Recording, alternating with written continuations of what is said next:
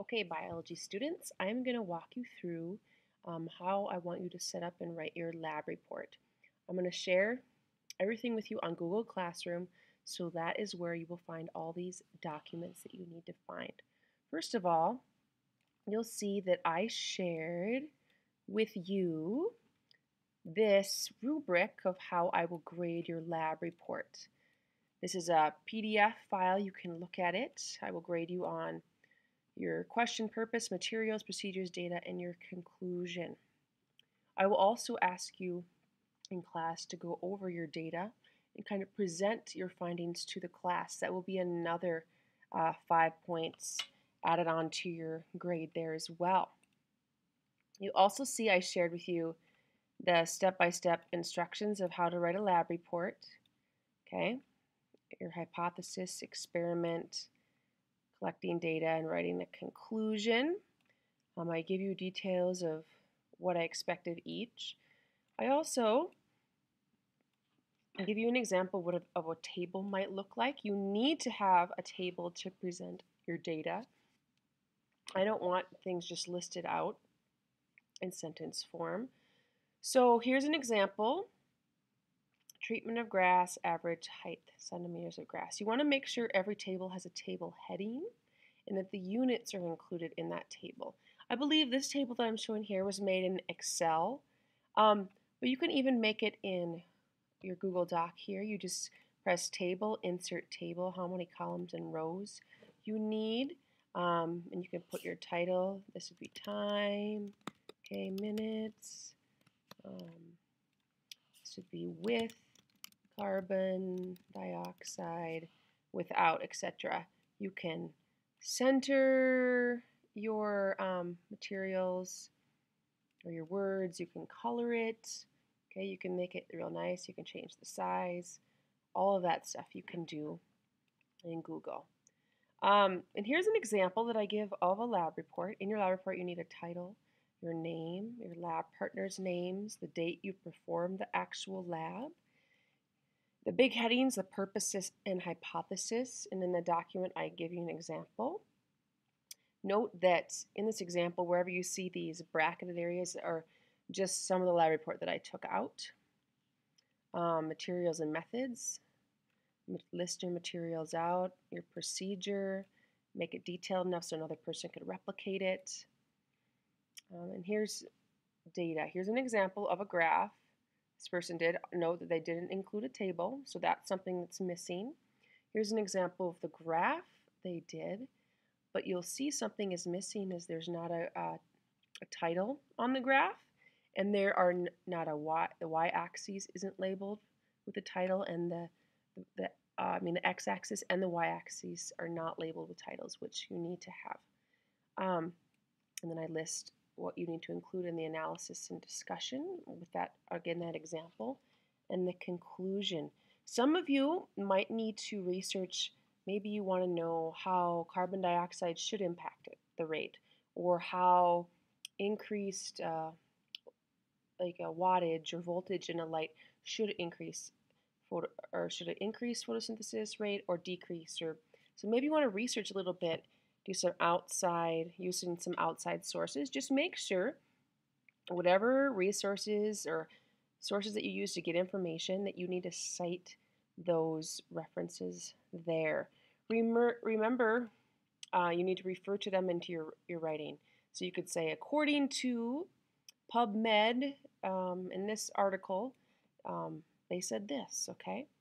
When you're citing, it needs to be in the proper format. I just don't want a copy paste of a URL, okay? So it's APA style.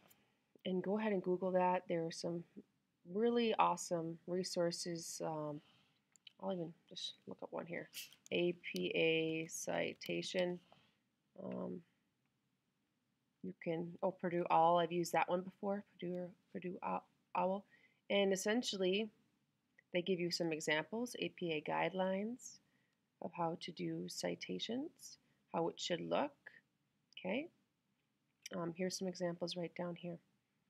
The author's last name first, the year it was published, etc. There's even some that you can plug in your information and it will spit it out to you. So here's an electronic source. If you're citing an electronic source from an online periodical, this is how you do it. Or there's another example, okay? I just want you to try this. You're going to have to do this for your research paper. A lot of you, for your invasive species presentations, you've cited it correctly, and I was very proud of you. So if you have any questions, let me know. But there's a lot of good online resources for citation. So back to the example. I want you to just show you how to do an online graph. You can use Excel. I'm going to show you how to do it in Google Sheets here. So what I did is I put in my variables. Okay, the dependent variable, or the independent, I should say, is the time. Independent. You don't have to write that, but that's the independent variable.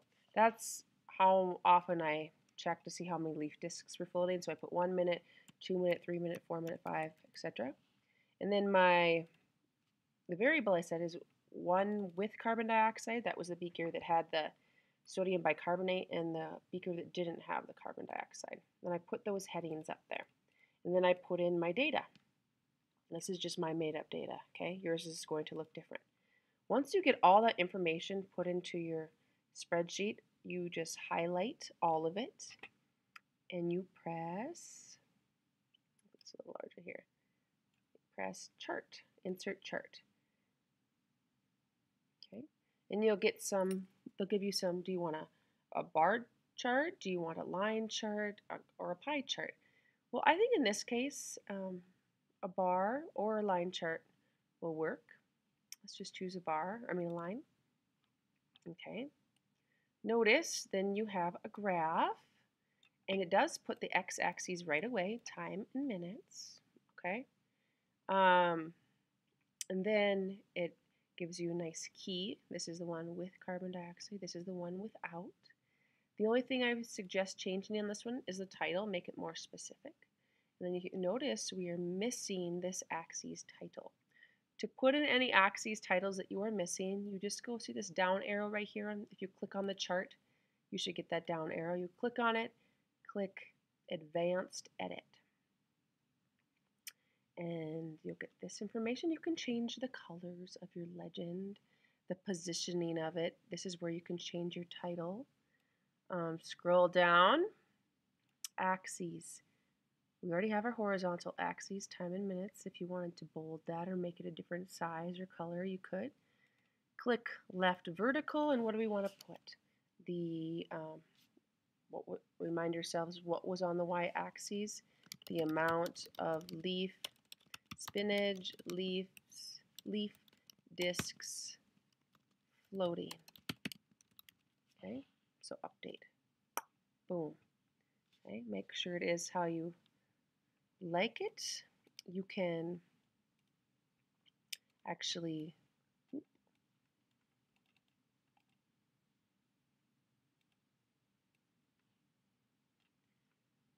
what I suggest, the only hard problem with using this, I haven't found a really good way to insert into your Google Doc. The best way I know how to do it is just take a screenshot of it, Shift, which is Shift, Command, and the number 4. You can actually just highlight the whole thing. Click. It will go to your desktop. So we can go right here, back to our document, our lab report that we were writing. Go Insert, Image, Upload, Desktop, Screenshot, Open. Okay. Boom.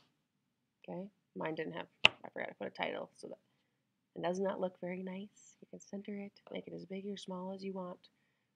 But there you go. For your, lights went off. Before your lab report, you need to have at least one table, at least one graph. Most of you will probably have one table and 2 graphs, depending on what kind of data you collect. You can have a few graphs.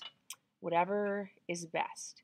And make sure in your lab report you use complete sentences and you capitalize when you need to capitalize. Okay? And spell check everything. And that is it. And this is due after the weekend or whenever I say it's due. All right?